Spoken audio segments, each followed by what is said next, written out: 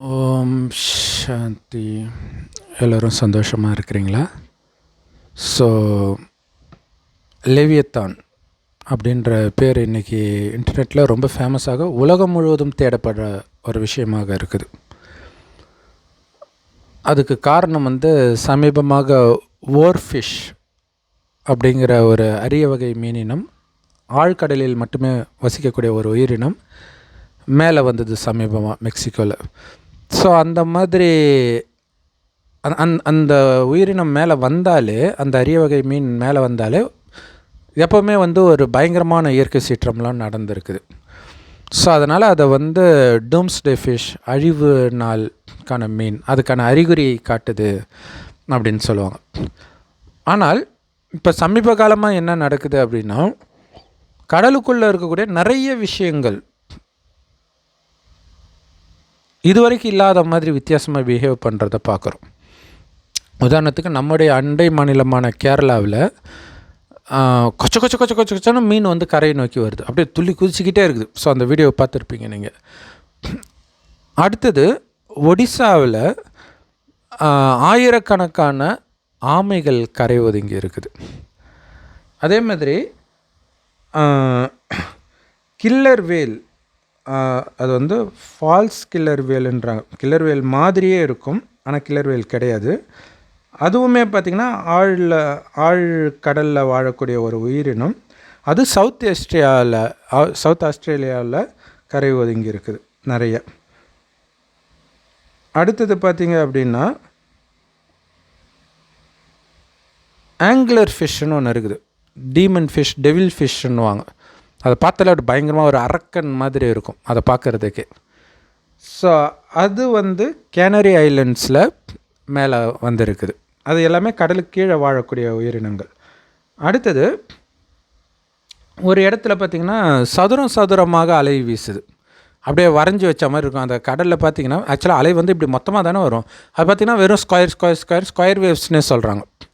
So இந்த மாதிரி விஷயங்கள் எல்லாம் ஏதோ ஒன்று இயற்கை நமக்கு சொல்ல நினைக்குதா அப்படின்றாங்க. இந்த நேரத்தில் இதெல்லாம் நிஜத்தில் நடந்த விஷயங்கள். ஏற்கனவே இந்த மாதிரி விஷயம்லாம் நடந்தால் முதல்ல சந்தோஷமாகிறது பார்த்திங்கன்னா கிறிஸ்தவர்கள், அடுத்தது முஸ்லீம்கள். ஏன்னா அவங்களாம் உலகம் அழியும் அப்படி எங்கள் மத புஸ்தகத்தில் போட்டிருக்குது அப்படின்னு வருவாங்க. இந்து மதத்துலேயும் போட்டிருக்குது, ஆனால் இந்துக்கள் எதுவுமே பேசுறதில்ல. ஏன் தெரியுமா? எப்போ அழியுன்னே அவங்களுக்கு தெரியாது. அதுதான் அங்கே விஷயம். அப்போ முஸ்லீம் கிறிஸ்டின்ஸ்க்கு மட்டும் தெரியுமா? அவங்களுக்கும் தெரியாது. பட் அழியும்னு அவங்களுக்கு தெரியும். இந்து மதத்தில் ஏன் இப்படி தூங்கிட்டு இருக்கிறாங்கன்னா அதுக்கு ஒரு காரணம் இருக்குது. இந்துக்களுக்கும் உலகம் அழியும்னு தெரியும்.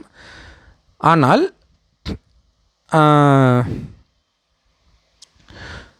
இவங்க ஏற்கனவே ஒரு கணக்கு போட்டு வச்சுட்டாங்க, காலச்சக்கரம் கணக்கு போட்டாங்க இந்து மதத்தில். அதுதான் இப்போ பெரிய பிரச்சனையாக இருக்குது. இந்துக்களை எழுப்புறது ரொம்ப கஷ்டமாக இருக்குது மற்ற மதத்தினரோடு ஒப்பிடும் பொழுது. இந்த காலச்சக்கரம் இருக்குது. சத்தியுகம், திரேதாயுகம், துவாபரயுகம், கலியுகம் அப்படின்ட்டு 4 யுகங்கள் இருக்குது, எல்லாருக்குமே தெரியும். ஆனால் என்ன பண்ணிட்டாங்கன்னா இதோடைய வருடங்கள்லாம் லட்சக்கணக்கான வருடங்களாக கொடுத்துட்டாங்க. ஸோ கலியுகத்துடைய ஆயுள் எவ்வளவோ அதை விட திரேதாயுகத்துடைய ஆயுள் டபுளாக இருக்கும். அதை விட 1 மடங்கு அதிகமாக துவாபரயுகம் இருக்கும். அதை விட 1 மடங்கு அதிகமாக சத்தியுகம் இருக்கும். இப்படிலாம் கொடுத்துட்டாங்க. ஸோ இப்போ அவங்க போட்ட கணக்குப்படி பார்த்திங்கனாலே இன்னும் லட்சக்கணக்கான வருடம் பூமி இருக்கும். இன்னொரு கணக்குப்படி பார்த்திங்கன்னா 40,000 வருஷம். ஸோ குறைஞ்சபட்சம் 40,000 வருஷம் கன்ஃபார்ம், ஒன்றுமே ஆகாது. அப்போ எதை பற்றியும் கவலைப்படுறதில்ல. கும்பகர்ண உறக்கம் தூங்கிட்டு இருக்கிறாங்க இந்துக்கள். இன்னொரு விஷயம், முக்கியமான விஷயம் என்னென்னா, இந்த விஷயம் மட்டும் இதுவும் என்ன, அவங்க குறிப்பிட்டவர்கள் அந்த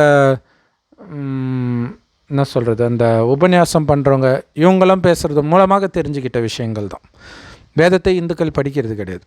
கிறிஸ்தவர்கள் எல்லாருமே பைபிள் படிச்சிருப்பாங்க, புரியுதோ புரியலையோ, ஆனால் படித்தாவது இருப்பாங்க. முஸ்லீம்களும் அதே மாதிரி தான் குரான் படிச்சிருப்பாங்க, ஆனால் யாருக்கும் எதுவும் புரியாது, அது வேறு விஷயம். இப்போ என்ன ஆச்சு அப்படின்னா, கிறிஸ்தவர்கள்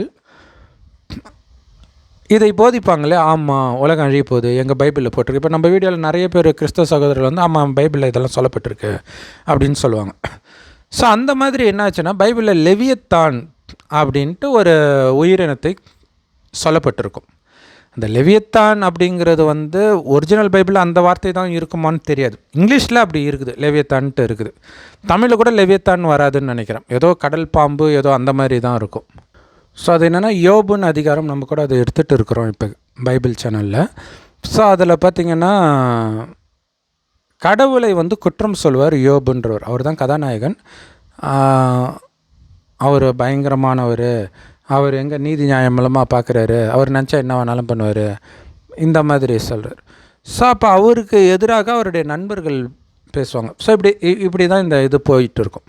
ஸோ அப்படி போயிட்டுருக்கும்போது யோபுவோ அவருடைய நண்பரோ வந்து கடவுளுடைய வல்லமையை பற்றி பேசும்பொழுது, இந்த லெவியத்தானுக்கு யார் மூக்கணாங்கயிறு போட முடியும், லெவியத்தானை கட்டி போட்டு வச்சுக்க இருக்க முடியுமா அப்படின்ட்டு வரும். அந்த கடற்பாம்பு, பெரிய பாம்பு அப்படின்ட்டு அதில் இருக்கும். ஸோ அது வந்து மிகப்பெரிய பாம்பு, 60 மீட்டர்லேருந்து 1000 மீட்டர் வடிய லென்த்து உடையது. இதெல்லாம் வந்து எதுலேருந்து, இது பைபிளே இருக்கா என்னன்னு தெரியல. அடுத்தது வந்து இந்த டிராகுலா அப்படின்ட்டு இந்த சைனா படத்துலலாம் காட்டுவாங்க இல்லையா, ஸோ அந்த மாதிரி அது வாயை திறந்தால் அக்னி வரும், நெருப்பு வரும் அப்படிலாம் சொல்லியிருக்கிறாங்க. ஸோ இந்த விஷயங்கள்லாம் நிஜமாகவே இருக்குமா அப்படின்னும்பொழுது நிறைய பேர் இப்போ சொல்கிறது என்னென்னா, கடலில் வாழ உயிரினத்தை ஒரு 5% கூட சயின்டிஸ்ட்டை கண்டுபிடிக்கல அப்படிங்கிறாங்க. ஸோ கொஞ்சம் கொஞ்சம் தான் கண்டுபிடிக்க முடியும் இல்லையா.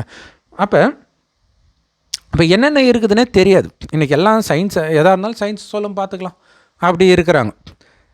ஆனால் சயின்ஸுக்கே தெரிஞ்சது ரொம்ப ரொம்ப கம்மியான விஷயந்தான். இந்த கட்டுறது கையளவு, கல்லாதது கடல் அளவுன்றதுலாம் சயின்ஸுக்கு தான் பொருந்தும்.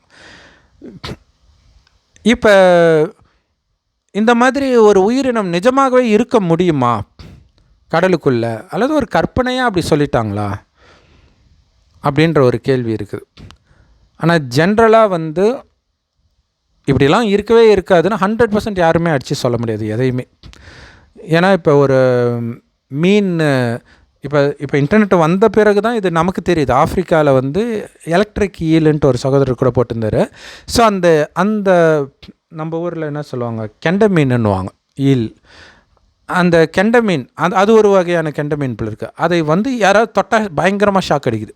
ஒரு நாய் வந்து அதை சாப்பிட வருது, அடித்த ஷாக்கில் அலறி அடிச்சுட்டு ஓடுது அது. ஸோ அந்த மாதிரி ஒரு மீன் இருக்குது. இது எவ்வளோ ஆச்சரியமாக இருக்குல்லையா. ஒரு உயிரினத்தில் கரண்ட்டை உருவாக்க முடியுது. அதே மாதிரி இந்த வெளிச்சத்தை உருவாக்கக்கூடிய விட்டில் பூச்சி நம்ம ஊர்லேயே கிராமங்கள்லாம் பார்க்கலாம். ஸோ இந்த மாதிரி நிறைய விஷயங்கள் இருக்குது. அந்த மாதிரி இப்போ இதில் சொல்லப்பட்ட விஷயம் வந்து அந்த ஆங்க்லர் ஃபிஷ்ஷு, அதுவும் சரி ஓர் ஃபிஷ், இது ரெண்டுமே பார்த்திங்கன்னா அது ஃப்ளூரசண்ட்டாகவே இருக்குது. ஆக்சுவலாக இதை வைத்து தான் இந்த அவதார் படத்தில் பார்த்திங்கன்னா அந்த கடலுக்குள்ளே இருக்கக்கூடிய உயிரினம் ஃபுல்லாக ஒரு விதமான ஒளியை உருவாக்கக்கூடியதாகவே காட்டியிருக்கிறாங்க. ஸோ அந்த மாதிரி ஆழ்கடலில் இருக்கும் போல் இருக்குது. ஸோ இந்த மாதிரி நிறைய விஷயங்கள் இருக்கும் பொழுது ஒருவேளை அந்த மாதிரி வாய் வழியாக நெருப்பு வர்றது இதெல்லாம் கூட இருக்குமா அப்படின்னா 100% இருக்குன்னு சொல்ல முடியாது, 100% அதெல்லாம் வாய்ப்பே இல்லைன்னும் சொல்ல முடியாது. ஏன்னா அந்த மாதிரி ஒன்று ஆச்சரியப்படுத்துகிற மாதிரி இருக்குது. நிறைய அந்த மாதிரி உயிரினங்கள், ஒரு பூச்சி ஒன்று இருக்குது, அதை நீங்கள் தொட்டிங்கன்னா பயங்கர ஸ்மெல் அடிக்கும். சாதாரண நம்ம ஊர்லேயே இருக்கும் அந்த பூச்செல்லாம்.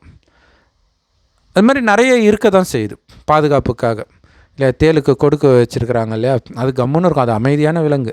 ஆனால் தெரியாமல் அதை தேடி வந்து கடிக்க போகிறது கிடையாது. இப்போ பாம்பு மாதிரி அப்படிலாம் பண்ணாது அது. பாம்பு கூட சில பாம்பு வந்து அது கூட என்ன, அது ஒரு பயத்தில் தான் வந்து அப்படி கடிக்குது அப்படின்றாங்க. பட் தேல் வந்து நீங்கள் உங்கள் மேலே விழுந்தால் கூட நீங்கள் கம்முன்னு இருக்கிற வரைக்கும் அது ஒன்றுமே பண்ணாது. தெரியாமல் நம்ம அது மேலே கை வைக்கும்போது அதோடைய பாதுகாப்புக்காக அது கொத்துது. ஸோ இதெல்லாம் ஒரு ஆச்சரியமாக இருக்குல்ல, செல்ஃப் டிஃபென்ஸ் மெக்கானிசமாக. அந்த மாதிரி மேபி இருக்கலாம். பாம்புக்கோ மீனுக்கோ கூட அந்த மாதிரி வர மாதிரி இருக்கலாம், அதை பாதுகாத்துக்கிறதுக்காக. அடுத்தது பார்த்திங்கன்னா இப்போ எல்லாரும் ஒரு அச்சம் என்ன வருதுன்னா, எதுக்கு இவ்வளோ நாள் உள்ளே இருந்த மீன் வெளியில் வருது, இப்போ உள்ளே ஏதோ ஒன்று நடக்குதா, ஏதோ ஒரு, அதாவது உலகம் அழிய போகுதுன்றத அது வந்து நமக்கு வெளிப்படுத்துதா அப்படின்னு ஒரு கேள்வி. இன்னொன்று, அது பயந்துட்டு இல்லை உள்ளே இருந்து வெளில வருது, அப்போ உள்ளே ஏதோ நடக்குதா, அப்போ உள்ளே ஏதோ நடக்குதான்னும் போது தான் இந்த லெவியத்தான் பாம்பை பற்றி சொல்கிறாங்க. கடலுக்குள்ளே ஒரு பெரிய பாம்பு இருக்கும். ஸோ அந்த பாம்பு வந்து கடைசியில் அந்த உலகம் அழியும் போது வெளியில் வந்து மனிதர்களெல்லாம் காலி பண்ணிடும் அப்படின்னு சொல்லப்படுது.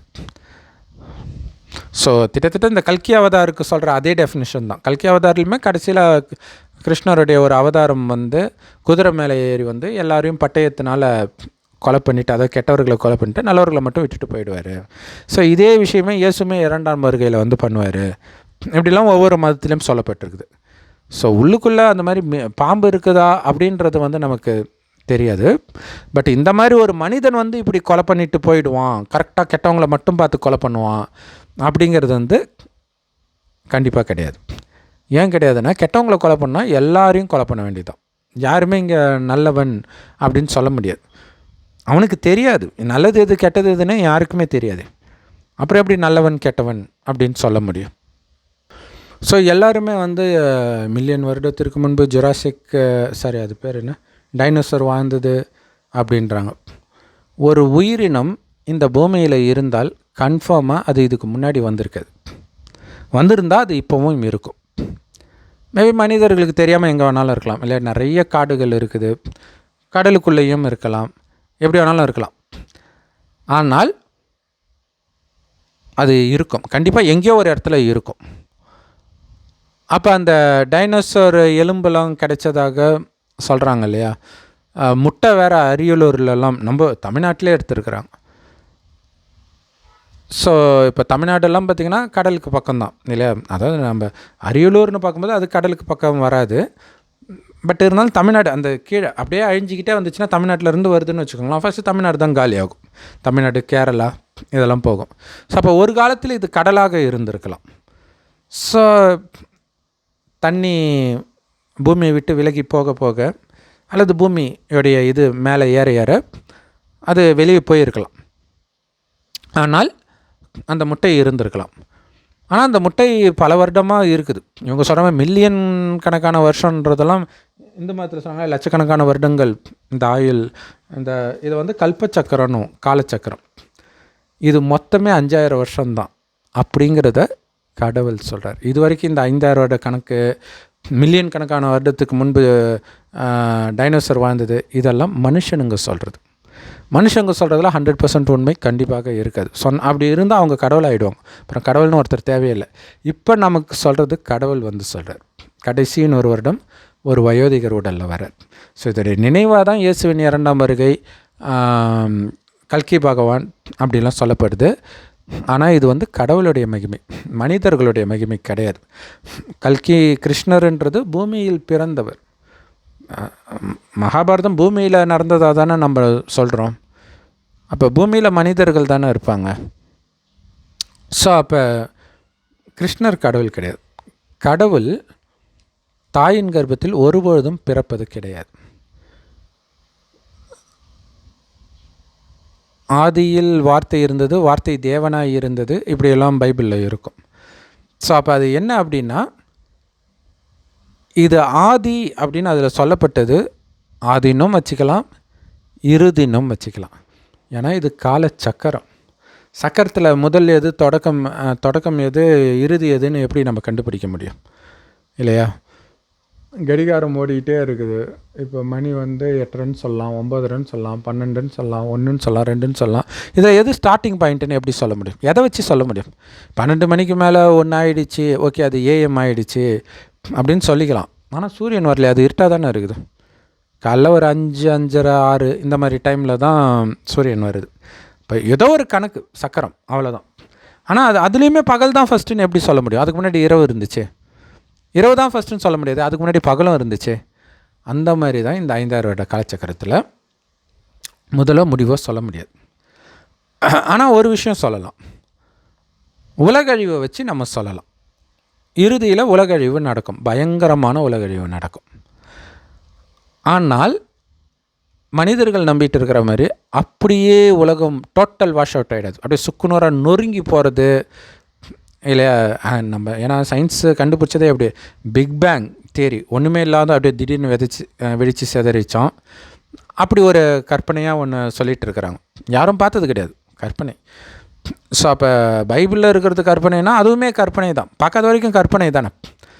அவங்க எதை வச்சு எடுத்துகிட்டு வராங்கன்னா, யூனிவர்ஸ் வந்து எக்ஸ்பேண்ட் ஆகுது. சின்ன கான்செப்ட் எக்ஸ்பேண்ட் ஆகிட்டே இருக்குது அப்படின்னா, அந்த எக்ஸ்பேண்ட் ஆகுறதே எந்த அர்த்தத்தில் சொல்கிறாங்கன்னு தெரியும். எல்லாமே இப்படி எட்ட போய்கிட்டே இருக்கிறதுனால எக்ஸ்பேண்ட் ஆகுதுன்றாங்க. அப்போ இவங்க என்ன நினச்சிக்கிறாங்க, அப்படியே அந்த மேத்தமெட்டிக்ஸில் அந்த டேர்ம்லாம் கூட மறந்து போச்சு. ஏதோ ஒன்று சொல்லுவாங்கள்ல, அப்ராக்சிமேட்டாக ஏதோ ஒன்று சொல்லுவாங்க, ப்ரொஜெக்ட் பண்ணுறது. ஸோ இது இப்படி லைன் இருக்குது, இது வரைக்கும் ஒன்று இருக்குதுன்னா இதுக்கு அடுத்தது இப்படி, இதை வச்சு தான் இத்தனை வருடம் கழிச்சு இது நடக்கும். ஏன்னா இங்கேருந்து இது வரைக்கும் உள்ள வருடத்தில் ஒன்று நடந்துச்சு. அப்போ இத்தனை வருடம் கழிச்சுன்னா இங்கே எப்படி நினச்சோ அது மாதிரி டபுளாக நடக்கும். இங்கே அப்படி ப்ரொஜெக்ஷன் பண்ணுறாங்க. இதே ரிவர்ஸில் ப்ரொஜெக்ஷன் பண்ணும்போது இங்கேருந்து இவ்வளோ தூரம் எக்ஸ்பேண்ட் ஆகிருக்கு, ஒரு 10 வருஷம் கணக்கு பண்ணுறாங்கன்னா 10 வருஷத்தில் 1 இன்ச் எக்ஸ்பேண்ட் ஆகிருக்குன்னு வச்சுக்கோங்க. அப்போ 20 வருஷத்துக்கு முன்னாடி 10 வருஷத்துக்கு முன்னாடி 1 இன்ச்சு குறைஞ்சிருக்கும். 20 வருஷத்துக்கு முன்னாடி இன்னும் குறையும் அப்படியே எடுத்துகிட்டு வந்தால் கடைசியில் ஒரு புள்ளி இருக்கும் இல்லையா? ஸோ அந்த புள்ளி அப்போ கடைசியில் புள்ளியாக தானே இருக்குது, அங்கேருந்து வருது அப்படி புரிஞ்சுக்கிறாங்க. ஸோ இந்த கண்டுபிடிப்பையுமே எப்படி தெரியுமா வந்துச்சு? பைபிளை வச்சு தான் வருது. பைபிளில் தானே ஒன்றும் இல்லாமல் திடீர்னு உலகம் வந்துச்சுன்னு சொன்னது. அவன் மைண்டில் அது ஃபிக்ஸ் ஆகிடுச்சு. அடுத்தது இந்த சயின்ஸ் டேட்டாவை போட்டு பார்க்குறாங்க, இது வந்துடுச்சு. ஆனால் இந்த உலகத்தில் எல்லாமே சக்கரமாக தான் இருக்கும். இந்த வருடம் பார்த்திங்கன்னா மழை சீசனாக, அடுத்த வருஷம் இதே நேரம் மழை சீசன் வரும். வருடமும் அதே மாதிரி சக்கரமாக தான் வருது. எல்லாமே சக்கரமாக தான் இருக்குது. ஆனால் இது மனித அறிவுக்கு புரியல. ஏன் புரியல அப்படின்னா, இப்போ உலகத்தையே சுற்றி பார்த்தாலும் அதுவுமே சக்கரமாக தான் இருக்குது இல்லையா? வாஸ்கோடகமா போயிட்டு எங்கே கிளம்புனாரோ அங்கேயே வந்து சேர்ந்துட்டார். ஸோ இதுவுமே இது போகிற வரைக்கும் அவனுக்குமே அது தெரியல.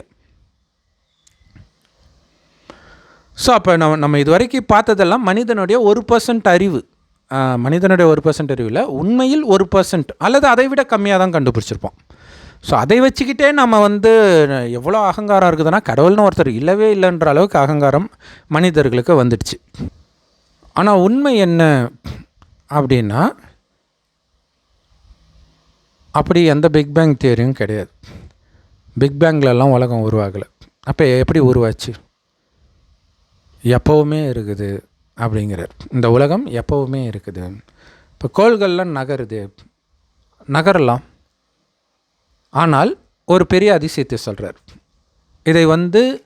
இதில் ரொம்ப ஆழமாக நீங்கள் போக தேவையில்லை, ஏன்னா உங்களுக்கு அதை விட முக்கியமான வேலை இருக்குதுன்று.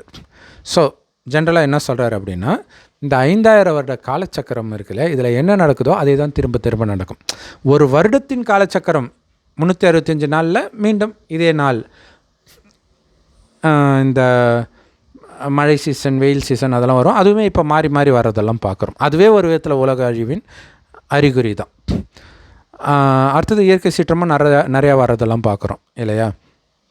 ஆனால் இந்த 5000 வருட காலச்சக்கரத்தில் என்ன நடந்துச்சோ அதே தான் துல்லியமாக அடுத்தடுத்து 5000 வருடத்தில் நடக்கும். அதான் ஒரு கல்பம். 5000 வருடத்தை ஒரு கல்பன்றோம்.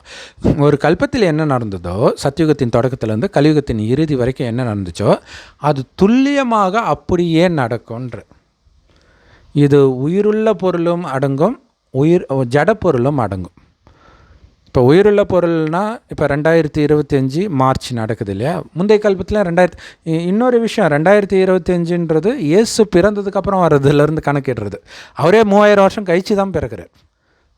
முதல் 2000 வருஷம் இந்த பூமி சொர்க்கமாக இருக்கும், அடுத்த 2000 வருஷம் இந்த பூமி நரகமாக இருக்கும். ஸோ இறுதியில் இறைவன் வந்து இந்த ஞானத்தை கொடுக்குறார். சரி, அதுக்குள்ளே போகிறதுக்கு முன்னாடி இந்த விஷயம் என்னென்னா, இந்த இயேசுவோடைய காலத்தை வைத்து 2025 இந்த வீடியோ நம்ம போடுறோம். அடுத்த கல்பத்தில் இதே 2025 வரும் இல்லை இயேசு வச்சு, அந்த நேரம் இதே வீடியோ தான் போடும். முந்தைய கல்பத்திலையும் இதே தான் போட்டோம். இப்போ நான் பண்ணுற எதுவுமே புதுசாக பண்ணலை. கோடானு கோடி தடவை நானும் பண்ணிட்டேன், நீங்களும் இதை பார்த்துட்டீங்க. இதெல்லாம் நம்புகிற மாதிரியா இருக்குதுன்றீங்களா? இதையும் கோடானு கோடி தடவை இப்படியே தான் யோசிச்சிங்க. இந்த ரகசியத்தை கடவுள் வெளிப்படுத்துகிறார். இப்போ நான் பேசிகிட்டு இருக்கும்போது ஒரு இப்படி பறந்து போகுதுன்னு வச்சுக்கோங்களேன். 5000 வருஷம் முன்னாடி இதே நேரம் அதே பறந்து போகுன்ற. எவ்வளோ ஆச்சரியம் இல்லை? இதே உடம்பு எனக்கு கிடைக்கும். இது நீங்கள் ரொம்ப ஆழமாக போனீங்கன்னா எதுவுமே கண்டுபிடிக்க முடியாது. பட் உங்களுக்கு தேவையான அளவுக்கு மட்டும் இறைவன் வந்து இந்த ஞானத்தை கொடுக்குறார்.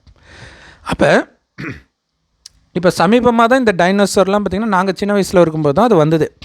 அதை பற்றிய விஷயங்கள் கண்டுபிடிப்பு, அந்த ஃபாசில், இந்த இதெல்லாம். அப்போ சமீபமாக தான் இதெல்லாம் கண்டுபிடிக்கிறாங்க. ஏன் தெரியுமா? ஏன்னா கடவுள் உலகம் அழியிறதுக்கு 100 வருடம் முன்பு தான் வரார். அவர் வந்தது 1936 அப்ராக்சிமேட்டாக, துல்லியமாக இப்போ தான் வந்தார்னு யாருக்கும் தெரியாது.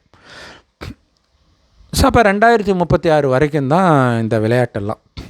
இப்போ உலகம் அழியிறதுக்கு முன்னாடி இந்த மாதிரி கண்டுபிடிப்புலாம் வருது அப்படின்னா அதெல்லாம் வரப்போகுதுன்றதை முன்கூட்டி அவங்களுக்கு முதல்ல தெரியப்படுத்துகிறாங்க. நிறைய படம் எடுத்துட்டாங்க, எல்லா குழந்தைங்க மனசுலாம் ஆழமாக பதிவாயிடுச்சு. இப்போதைக்கு நமக்கு தெரிஞ்சு பெரிய விலங்குன்னா யானை தான் சொல்லுவோன்னு நினைக்கிறேன் இல்லையா. யானையை விட பெருசாக ஒட்டகச்சிவிங்கி இருக்குது, பட் இருந்தாலும் ஸ்ட்ரென்த்தில் வந்து யானை தான் பயங்கரமாக இருக்குது. ஆனால் இதையெல்லாம் விட பயங்கரமாக அந்த டைனோசர் சொல்கிறாங்க, ரொம்ப பெரியதாக இருக்கும். மெயினாக இந்த டைனோசருக்கு ரசிகர்கள் யாருன்னா குழந்தைங்க தான் எப்போவுமே இல்லை. நாங்கள் குழந்தையாக இருக்கும்போதும் ரசிகர்கள், இப்போ இருக்கக்கூடிய குழந்தைங்களும் ரசிகர்கள். சினிமாவில் பார்க்க ஜாலியாக இருக்கும், நிஜத்தில் பார்த்தா நிஜத்தில் வந்துடுச்சுன்னா. ஏன்னா இப்போ சமீபமாக இந்த ஃபேஸ்புக் ரீல்ஸ்லலாம் வந்து இது அடிக்கடி வரும். ஏதோ ஒரு இடத்துல ஜுராசிக் பார்க் பண்ணி டைனோசரே அப்படியே பின்னாடி துரத்துற மாதிரி எல்லாம் பயந்துட்டு ஓடுவாங்க. ஸோ ஒரு மனுஷன் உள்ளே பூந்துக்கிட்டு அது மாதிரி ஏதோ ஒரு ட்ரெஸ் போட்டு அப்படி பண்ணுறாங்க. இப்போ மனிதர்களுக்குள்ளே திரும்ப திரும்ப டைனோசர் இருக்குதுன்னு பதிவாக்கப்படுது. அதே மாதிரி இப்போ இதை பற்றி பேசுகிறாங்க லெவித்தான். இது கிறிஸ்தவர்களுக்கே தெரியாத விஷயந்தான். இதில் யாரோ ஒன்று இதை எடுத்து போட்டுட்டார். ஏன்னா அதை படிக்கும்போது அது ஒரு பெரிய விஷயமாகவே நமக்கு தெரியாது. அதாவது கடவுளுடைய வல்லமை சொல்கிறதுக்காக உன்னால் அதை பிடிச்சி போட்டுற முடியுமா அவ்வளோ பெரிய பாம்பை அப்படின்னு இருக்கும், அவ்வளோதான். மற்றபடி அதோடைய டீட்டெயில் அதெல்லாம் இருக்குது. ஸோ இப்போ அது ஃபேமஸ் ஆகிருக்குது. இதுவும் மனிதனுடைய மைண்டில் வரும். இதெல்லாம் எதுக்கு தெரியுமா? உண்மையிலே அப்படி லெவித்தான் இருக்குதா? ஏன்னா இப்போ கடலுக்கு அடியில் வந்து அந்த டெக்டானிக் பிளேட் சொல்கிறாங்களே, ஒரு கண்டமும் ஒரு பிளேட்டில் இருக்குது, அது நகர்றது. அது பார்த்திங்கன்னா அந்த லெவித்தான் ஒரு பாம்பு ஷேப்பில் இருக்குது. அது எவ்வளவோ 1000 மீட்டரோ அதுக்கு மேலே, ரொம்ப பெருசாக 6000 மீட்டர் அந்த மாதிரி இருக்குது போல இருக்குது. ஸோ அது பார்த்தா பாம்பு மாதிரியே தான் இருக்குதான் மேலேருந்து பார்த்தா ஸ்பேஸ் வியூவில். அப்போ இப்போ இது மைண்டில் பதியுது, ஏன்னா இது நிஜமாகவே இருக்குது அப்படின்றது. அடுத்தது பெரும்பான்மையானவர்கள் கிறிஸ்தவர்கள், முஸ்லீம்கள் தான் இல்லையா. ஸோ அப்போ அவங்களுக்கும் இது இருக்கும். இந்துக்களை பொறுத்த வரைக்கும் சும்மாவே வந்து நிறைய இந்த மாதிரி கதைகள்லாம் இருக்குது. இன்னொரு விஷயம் என்னென்னா, இதெல்லாம் போயிடா அப்படின்னு தான் உலகம் ஃபுல்லாகவே இப்போ பேசிகிட்டு இருப்பாங்க எல்லா மதத்தினருமே. இதெல்லாம் என்ன நல்லா நம்புகிற மாதிரியா இருக்குது அப்படின்ட்டு. இந்த இந்த இந்த திமிராக பேசுகிறது இருக்குது இல்லையா, இது எப்போ வரைக்கும் எடுபடும் அப்படின்னா, எல்லாம் நம்ம வாழ்க்கையில் நல்லா இருக்கிற வரைக்கும் எடுபடும். விட்டுட்டு போய் தனியாக ஆளே இல்லாத ஊரில் விட்டுட்டோன்னு வச்சுங்களா, நைட்டு கரண்ட்டு எதுவும் இல்லை, அங்கே யாருமே கிடையாது, ஒரு தீவுன்னு வச்சுக்கோங்க, நிம்மதியாக தூங்கிடுவாங்களா இல்லையா? லெவியத்தானை விடுங்க, சாதாரண பாம்பே எவ்வளோ இருக்கும். அந்த சத்தம், இவ்வளோ சத்தம் நைட்டு கேட்குதான்னு நமக்கு ஆச்சரியமாக இருக்கும். அவ்வளோ சத்தம் கேட்கும். கிராமத்திலாம் தூங்குனீங்கன்னா, வெளில படுத்திங்கன்னா தெரியும், அந்த வயல்வெளியிலாம் தூங்குறவங்க வந்து அதில் கான்சன்ட்ரேஷன் பண்ண மாட்டாங்க. பண்ணாங்கன்னா அவங்களால நிம்மதியாக தூங்கக்கூட முடியாது. இது இல்லாமல் நரி ஊழையிடுறது, இந்த சவுண்டெல்லாம் வேறு கேட்கும். இந்த நிலை எல்லோருக்கும் வரப்போகுது.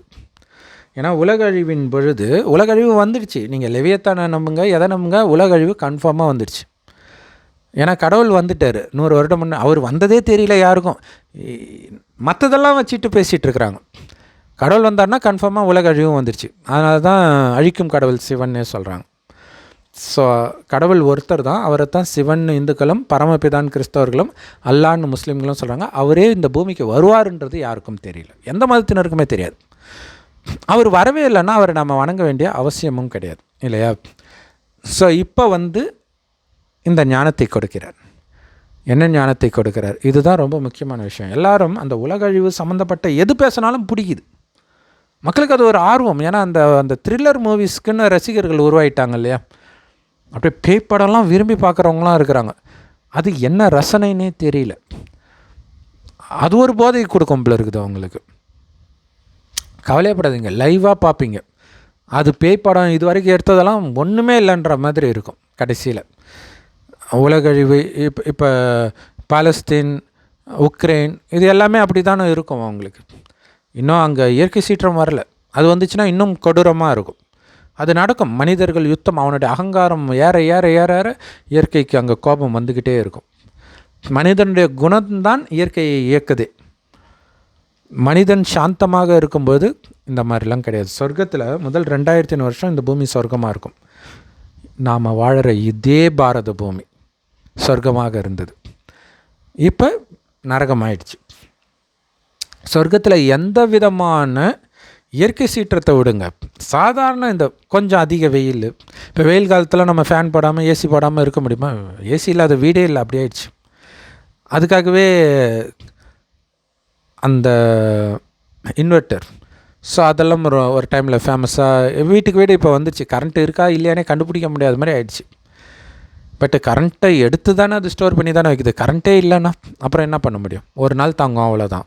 8 மணி நேரம் ஏதோ தாங்கும், அவ்வளோதான். அந்த டைம் வரும்ன்றார். இயற்கை சீற்றம் வரும், உலக யுத்தம் வரும். ஸோ அப்போ எல்லாம் கட் ஆகிடும். கரண்ட் இருக்காது, போலீஸ் ஸ்டேஷன் இருக்காது, இன்டர்நெட் இருக்காது. அப்புறம் மொபைல் வச்சுட்டு என்ன பண்ணுறது இல்லையா? ஹாஸ்பிட்டல் இருக்காது, சாப்பாடே இருக்காது, சம்பளமே இருக்காது. யார் போய் வேலை செய்வா? முதல்ல ஹாஸ்பிட்டலுமே இருக்காது. பாருங்களா, அதாவது ஆஸ்பத்திரியில் போய் ஒளிஞ்சிக்கிட்டால் ஒரு யுத்தம் இருந்தாலும் ஆஸ்பத்திரியை தாக்கக்கூடாதுன்னு ரூல்ஸ் இருக்குது. ஆனால் இஸ்ரேல் ஹாஸ்பிட்டலில் தான் தாக்குனாங்க. ஏன்னா அவங்களுக்கு தெரியும் ஹாஸ்பிட்டலுக்கு கீழே தான் தீவிரவாதிகள், அமாஸ் தீவிரவாதிகள் ஒளிஞ்சிட்ருக்காங்க. அதே மாதிரி இருக்கவும் செஞ்சாங்க. அப்போ ஹாஸ்பிட்டலை காலி ஆகிக்கிட்டால் அவனுக்கு இன்னும் நரகம் தானே. அவனுக்கு ஒரு பிரச்சனைன்னு ஆஸ்பத்திரியில் சேர்ப்பாங்க. ஆஸ்பத்திரியே இல்லைன்னா என்ன ஆகுறது? ஸோ எப்படி அந்த இது கடவுள் சொன்னது பிரம்மகுமாரிகள் மூலமாக. ஏன்னா கடவுள் 100 வருடம், கடைசி 100 வருடம் ஒரு வயோதிகர் உடல் இந்த ஞானத்தை கொடுக்குறார்.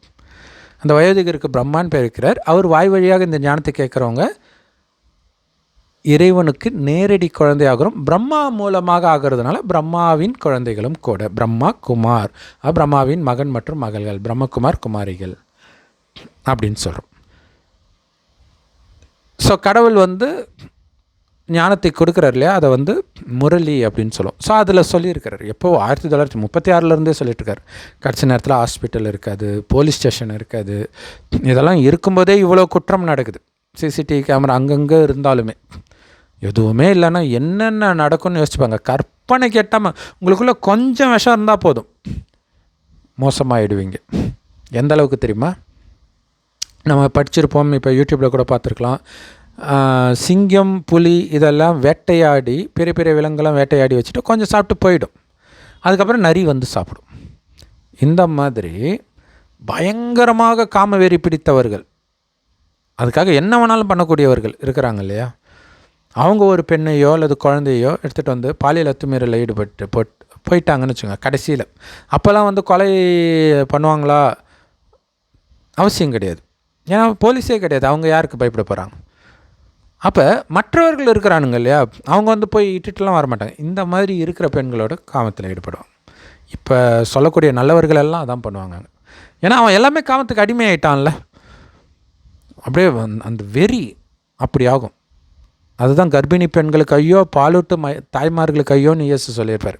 கடைசி நேரத்தின் அறிகுறி இப்போயே பார்க்குறோம்ல. கர்ப்பிணி பெண்ணை ட்ரெயினில் ரேப் பண்ண ட்ரை பண்ணான். பாலூட்டிட்டு இருக்கக்கூடிய குழந்தை ஏதோ ஒரு ஊர், திருச்செந்தூரோ தூத்துக்குடியோ எங்கேயோ ஒரு ஊரில் இருக்கும்போது வீடு பூந்து அந்த குழந்தை மேலே கத்தியை கட்டியே மிரட்டி அந்த பொண்ணை பாலியல் பலாத்காரம் பண்ணோம். இதெல்லாம் நியூஸில் சும்மா கொஞ்சம் தான் வருது. நிஜத்தில் நிறைய நடந்துகிட்ருக்குது. இப்போயே இவ்வளோ சட்டங்கள் கடுமையாக இருந்து கடைசியில் எதுவுமே இருக்காது. அப்போ எப்படியெல்லாம் இருக்கும் யோசிச்சு பாருங்கள். இப்போ மனிதனுடைய குணம் வக்கரம் ஆக ஆக ஆக ஆக இயற்கை வேலை காட்ட ஆரம்பிக்கும். ஸோ இப்போ கடலுக்குள்ளே என்ன நடக்குது? என்ன வேணாலும் நடக்கலாம். அந்த பிளேட்டு நகர்றதா இருக்கலாம். இந்த மாதிரி லெவியத்தான் மாதிரி ஒரு பாம்போ அல்லது டைனோசர் மாதிரி ஏதோ ஒன்று வருதா? வாய்ப்பு இருக்குது. ஏன் அப்படின்னா, இப்போ இந்த லெவியத்தான்ற அந்த பிளேட்டு சொல்கிறாங்களே, அது ஒரு பாம்பு வடிவத்தில் இருக்குது. அது அண்டார்டிக் ஓஷன் அந்த சைடில் இருக்குது. அங்கெல்லாம் ஆக்சுவலாக பனி பிரதேசம் இல்லையா? இப்போ குளோபல் வார்மிங்னால அதெல்லாம் உருகிட்டு வர்றதையும் நம்ம பார்க்குறோம், வெப்பம் அதிகமாகிறதையும் பார்க்குறோம். ஸோ அப்போ பனி இடங்களில் ஏதோ ஒரு உயிரினம் இருக்குதுன்னு வச்சுக்கோங்க. ஏன்னா நம்ம சயின்ஸில் படிச்சிருப்போம், ஸ்லம்பர் அப்படின்னு ஒரு வார்த்தை இருக்கும். அது வின்டர் ஸ்லீப் அப்படின்னு சொல்லுவாங்க. ஒரு ரொம்ப கோல்ட் ஆகிடுச்சு அப்படின்னா இந்த தவளை போன்ற சில உயிரினங்கள், நிறைய உயிரினங்கள் என்ன பண்ணுன்னா, அப்படியே தூக்கம்னா மெட்டபாலிக் ஆக்டிவிட்டி கூட நடக்காதான், அப்படியே இருக்குமா. மறுபடியும் சம்மர் வரும்போது அது மறுபடியும் வந்துடுமா. அந்த மாதிரி இவங்க சொல்கிற டைனோசர் இந்த மாதிரி விலங்காகவும் இருக்கலாம், அல்லது முட்டை கூட இருக்கலாம் இல்லையா. முட்டை வந்து ஒரு குறிப்பிட்ட அனலில் தான் வந்து ஜென்ரலாக நமக்கு தெரிந்த அளவுக்கு பார்த்திங்கன்னா முட்டையெல்லாம் இப்போ கோழி முட்டையெல்லாம் அப்படி தான் வந்து அடக்காப்பாங்க. கோழி மேலே உட்காரும். இப்போ இன்குபேட்டர்லேயும் அதை பண்ணுறாங்க. அது குறிப்பிட்ட டெம்பரேச்சரில் குறிப்பிட்ட நாள் வரைக்கும் வச்சுருந்திங்கன்னா அது குஞ்சு பறித்து வரும். ஸோ அந்த மாதிரி அந்த வெப்பம் இருக்குது இல்லையா. இப்போ கடலுக்குள்ளே அந்த மாதிரி ஒரு முட்டை இருக்குதுன்னு வச்சுக்கோங்க. இப்போ அரியலூர் இப்போ வெளியில் இருக்குது, இப்போ கடலுக்குள்ளே இருக்குது. அது கடல் அந்த அந்த தண்ணியில் தான் இருக்கணும். அதே நேரத்தில் அது ஒரு குறிப்பிட்ட வெப்பத்தை அடையணும், அடைந்தால்தான் அது வரும். அப்படின்னா மேபி அந்த கடைசி நேரத்தில் அந்த அணுகுண்டெல்லாம் போடுறாங்க இல்லையா. ஸோ அப்போ போடும்போது கடலுடைய வெப்பமே மாறலாம். இப்போ கூட அந்த அணு ஆயுதங்கள் டெஸ்ட் பண்ணுறதெல்லாம் கடலுக்குள்ளே தான் போட்டு டெஸ்ட் பண்ணுறாங்க. ஸோ அது கணிசமாக அதோடைய அதாவது தன்னுடைய அழிவை அவனே தூண்டுறான் மனிதன். ஸோ அந்த நேரத்தில் அந்த உயிரினம் அல்லது நிறைய உயிரினம் கூட அந்த மாதிரி பொரியலாம், நமக்கு தெரியாது. ஏன்னா ஒவ்வொரு இடத்திற்குன்னு ஒரு சில உயிரினங்கள் இருக்குது. இப்போ ஆமை வந்து மண்ணுக்கு வந்துட்டு கரையில் வந்து முட்டை போட்டுட்டு போயிடுமா. கடல் ஆமையே கடல்லே தான் இருக்கும், ஆனால் முட்டை போடுறதுக்கு மட்டும் இங்கே வந்துட்டு பாய்ச்சி வச்சுட்டு அது போயிடுமா. அப்புறம் கொஞ்சம் பறிச்சு இது வருமா. ஸோ இந்த மாதிரி நவீனம். அதே மாதிரி சில மீன்கள் பார்த்திங்கன்னா ஆற்றுல இருக்கிற மீன், அதாவது அந்த ஆறும் கடலும் கலக்கிற இடம் இருக்குதுல்ல, எஸ்டோரியா ஏதோ சொல்லுவாங்க. அந்த மீன் வந்து பார்த்திங்கன்னா அது நல்ல தண்ணியில் வாழறது, ஆனால் முட்டை வந்து உப்பு தண்ணியில் போட்டு வருமா. அதேமாதிரி இப்படியும் இருக்கலாம், உப்பு தண்ணியில் இருக்கிற மீன் இந்த இடத்துல வந்து முட்டை போட்டு வரலாம். ஸோ இதெல்லாம் ஒரு ஆச்சரியமாக இருக்குது. ஸோ இந்த மாதிரி ஆச்சரியங்கள், இந்த மாதிரி சில நமக்கு தெரியாத இல்லை டைனோசர்னு ஒன்று கண்டுபிடிச்சிருக்கிறாங்க, பட் அது இல்லாமல் வேறு ஏதாவது கூட இருக்கலாம். ஸோ இதெல்லாம் கூட கடைசியில் வரலாம். ஏன்னா மனிதன் செய்த அந்த பாவம் இருக்குது பார்த்தீங்களா, அதுக்கான தண்டனை அதை பற்றி கேட்காதீங்கன்றார் கடவுள். அவ்வளோ கொடூரமாக இருக்கும். கடைசியில் வந்து என்னன்னாலாம் அப்படியே கருமீன் இல்லாமல் எனக்கு சாப்பாடே இறங்க மாட்டேங்குதுன்னு அவனுமே சொல்ல மாட்டான். ஏன்னா முதல்ல சாப்பாடே அவனுக்கு கிடைக்காது. கரிமீன் சாப்பிட்றான்னு அவனை போய் பிடிச்சா சாப்பிட்றான் இல்லையா. ஒரு ஆட்டை வந்து அவனாக வெட்ட மாட்டான் யாருமே, சாப்பிட்றவங்களே. இப்போ வெளிநாட்டுக்காரங்கள்லாம் அவன் சாப்பிடுவானே தவிர எந்த உயிரினத்துக்கும் தீங்கே நினைக்க மாட்டான். எப்படியோ அடிமை ஆகிட்டான், அதனால தான் அதுக்கு மாற்றாக ஏதாவது கண்டுபிடிக்கணுன்ட்டு ட்ரை பண்ணிகிட்டு இருக்கிறாங்க. ஸோ அப்படி இருக்கும்போது அவன் எப்படி சாப்பிடுவான்? ஆனாலும் இதுக்கு வந்து அவன் அடிமையாகவும் இருக்கிறான். ஸோ அப்போ இந்த குணத்தை மாற்றணும். ஏன் மாற்றணும்னா, இப்போ நமக்கு தெரியும் கடந்த ஒரு 50 கூட இருக்காது இல்லையா. ஏன்னா எனக்கு தெரிஞ்ச சின்ன வயசுலேயே பார்த்திங்கன்னா நான் வெஜிடேரியன் ஃபுட்டு ஒரு தடவை டெல்லிக்கு போயிருந்தேன், கிடைக்கவே இல்லை எங்கேயுமே. நான் ஆச்சரியப்பட்டேன், என்னடா எங்கேயுமே இல்லை. அப்போ முதல்ல கெட்டு போனது தமிழ்நாடு தான் போல இருக்குது. ஏன்னா அதனால தான் மதராசின்னு கேலி பண்ணுவாங்களாம் மிலிட்ரியிலெல்லாம். நார்த் இந்தியாவில் மதராசி உங்களுக்கு தெரிஞ்சதெல்லாம் காமமும் கரிமீனும் மட்டும்தான்டான்ட்டு. ஆனால் இப்போ அவங்களுமே மாறி இருப்பாங்கன்னு நினைக்கிறேன். ஸோ அப்போ அப்படி இருந்தது. தமிழ்நாடே பார்த்திங்கன்னா ஒரு 50-60 வருடத்திற்குள்ளே தான் இதெல்லாம் வந்திருக்கும். அதுக்கு முன்னாடி கிடையாது நான்வெஜ் சாப்பிட்றது. ஆனால் நம்ம சொன்னோம் இல்லையா, நடந்ததே நடக்கும்னா அப்போ மறுபடியும் அதே மாதிரி அவனுடைய குணம் மாறணும். அதுக்கு தான் தண்டனை கொடுத்து கட்சியில் புல் சாப்பிடுவான். இன்றைக்கி பாலஸ்தீனில் சாப்பிட்றாங்க புல். இல்லை நாங்கள்லாம் நான்வெஜ்ஜு தான் சாப்பிடுவோன்னு அவங்க சொல்கிற முடியுமா? புல்லை எடுத்துகிட்டு வந்து கழுவுறது கூட தண்ணி இல்லாமல் சாப்பிட்றாங்க. ஸோ அந்த குணத்தை மாற்றுறதுக்கு நீங்களாக மாற்றிக்கிட்டிங்கன்னா சந்தோஷம், இல்லாட்டினா கடவுளாக மாற்ற ஆரம்பிச்சோன்னா அது கொடூரமாக இருக்கும். ஸோ இதெல்லாம் நடக்கும் கடைசியில். அப்போ உலக அழிவை பற்றி தெரிஞ்சுக்கணுன்ற ஆர்வம் கொண்டவர்கள் இந்த மாதிரி ஒரு உயிரினம் இருக்குதா, கேட்கறதுக்கு நல்லா இருக்குது, பயங்கரமாக இருக்குது. ஆனால் சரி உலகம் அழியுது, நான் என்ன பண்ணணும்? அது மட்டும் யாருக்கும் தெரியாது, தெரிஞ்சிக்கவும் ஆர்வப்படுறதும் கிடையாது. என்ன பண்ணணும்? இப்போ கிறிஸ்தவ மதம் இருக்குது, முஸ்லீம் மதம் இருக்குது, இந்து மதம் இருக்குது, ஜெயின மதம் இருக்குது, எல்லா மதமும் இருக்குது. உலகம் அழியுது. இதுலேருந்து என்ன தெரியுது? எல்லா மதமும் அழிவை நோக்கியே அழிச்சிட்டு போகுதுன்னு தெரியுது. இல்லாட்டினா அழியாது இல்லை இல்லையா. ஸோ அப்போ அழிவை நோக்கி எது அழிச்சிட்டு போகுதோ அதுதான் பாவன்றது. அந்த பாவம் எதுன்னு சொல்கிறதுக்கு தான் கடவுள் கடைசியில் ஒரு வயோதிகர் உடலில் வரார். காமம், கோபம், பற்று, பேராசை, அகங்காரம். இந்த 5 விகாரம் ஆணிடமும் இதே 5 விகாரம் பெண்ணிடம் உள்ள இணைந்த ரூபம்தான் 10 தலை ராவணனே தவிர ராமாயணத்தில் இருக்கிற மாதிரி 10 தலையை தூக்கிட்டு எவனும் கிடையாது. ராமாயணம் மட்டும் இல்லை, மகாபாரதம், குரான், பைபிள் எந்த கதையும் நிஜத்தில் நடந்தது கிடையாது. நிஜத்தில் நடந்த ஒரு சூக்ஷ்மமான விஷயம், மனதுக்குள்ளே நடக்கிற விஷயத்தை வெளியில் கேரக்டராக நமக்குள்ளே இருக்கக்கூடிய கெட்ட குணங்களை அசுரர்கள், நிராகரிப்பாளர்கள் இந்த மாதிரிலாம் போட்டு கதையை உருவாக்கிட்டாங்க. ஸோ உள்ளுக்குள்ளே இருக்கிறத அழிக்கணும், அதுதான் முக்கியமான விஷயம். இப்போ கடவுள் சொல்கிறாரு, இந்த கடைசி நேரத்தில் தான் வந்து சொல்கிறார். என்ன சொல்கிறாருன்னா, கடைசியில் உங்களை எழுப்புவேன்ட்டு பைபிள்லேயும் இருக்கும், கடவுள் வந்து எழுப்புவார் அப்படின்ட்டு.